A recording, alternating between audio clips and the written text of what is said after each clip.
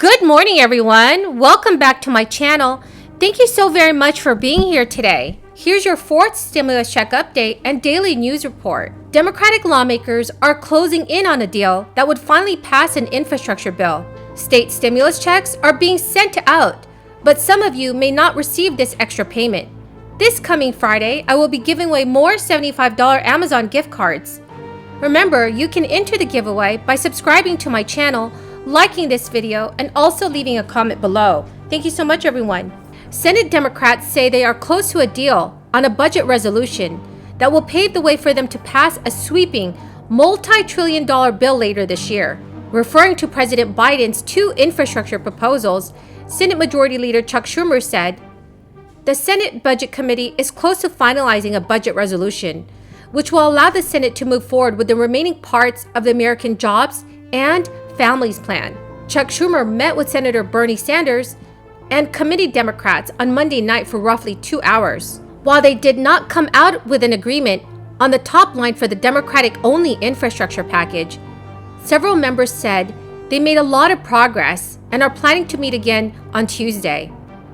Democratic Senator Jeff Merkley told reporters that Democrats are hoping to reach an agreement on the budget resolution that will include the instructions and price tag for passing a bill under reconciliation, the budget that lets them bypass a 60-vote legislative filibuster by Thursday, when the Senate typically leaves town for the week.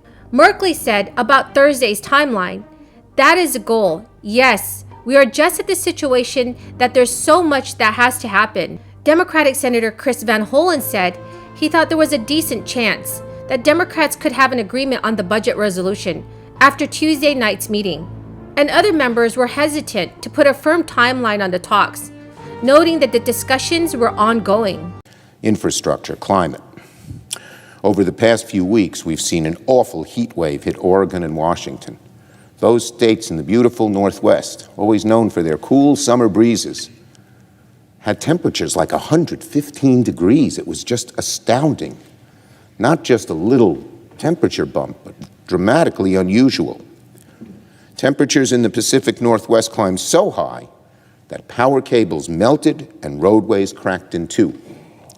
At the same time, in the American Southwest, the lack of rainfall and depleted reservoirs have led to a historic lack of water.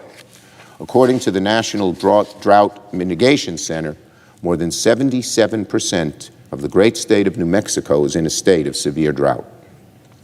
As climate change continues to worsen, extreme weather like this, unfortunately, is only becoming more common, putting our agriculture, our infrastructure, our economy, and our people's health at grave risk. That's why I've made addressing the climate crisis in a bold way a primary focus of our upcoming debate on infrastructure. We're working with great urgency to make this happen.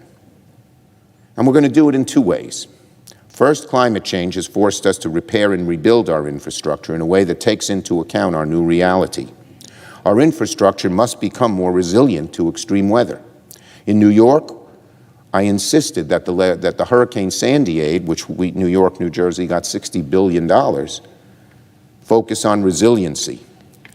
And as we've rebuilt from Hurricane Sandy using those federal dollars, we've done it in a way that makes flooding in downtown New York City and Long Island less likely. We need to repeat that effort across the country to deal with heat waves, droughts, wildfires, more powerful hurricanes, and even more. But second, we must use infrastructure investment to combat climate change itself, not just make ourselves more resilient. If it keeps getting worse, resiliency goes up, global warming gets higher, resiliency goes up. We need to have this go down. That's so, so important. And what are we doing? In President Biden's proposal and in the proposals Democrats are putting forward, Democratic Senator Mark Warner, a member of the budget panel, declined to comment on reports that the Democrats are looking at a price tag of between $3 trillion and $4 trillion for the reconciliation package, but he did indicate they could soon be ready to share the details.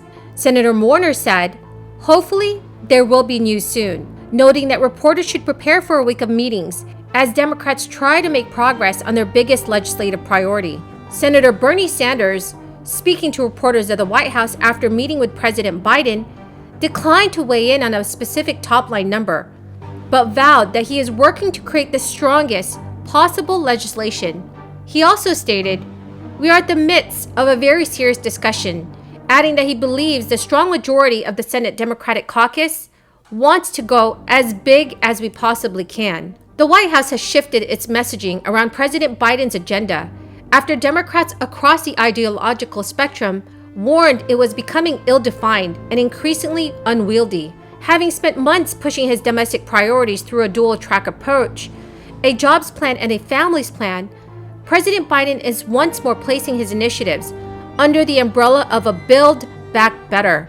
Senator Lindsey Graham, the top Republican on the Senate Budget Committee, says his colleagues need to come up with additional pay-fors to cover the cost of an 8-year, $1.2 trillion bipartisan infrastructure proposal.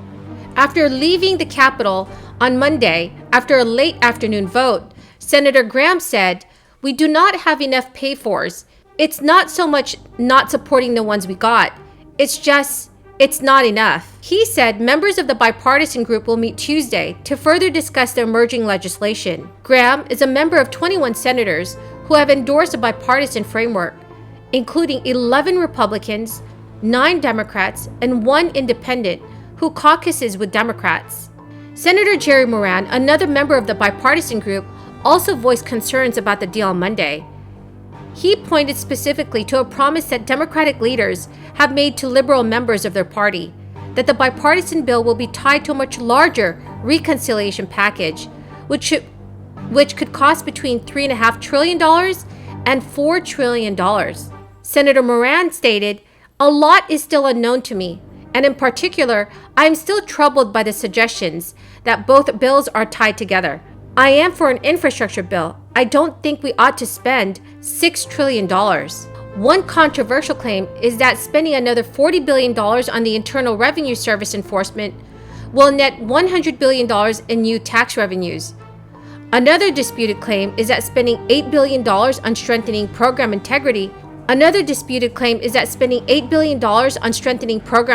rules for unemployment benefits will net $72 billion in savings." Senator Shelley Moore Capito, the ranking Republican on the Environment and Public Works Committee, said a lot will depend on the Congressional Budget Office's analysis of the bill's costs and offsets. Then Senator Mike Rounds told reporters on Monday that the bipartisan negotiators still need to hammer out the pay-fors for the proposal. Senator Rounds also said, "We don't know what's in it yet. We're going to wait and look at the final thing. There are still a lot of negotiations going around." So that is the end of the video, everyone.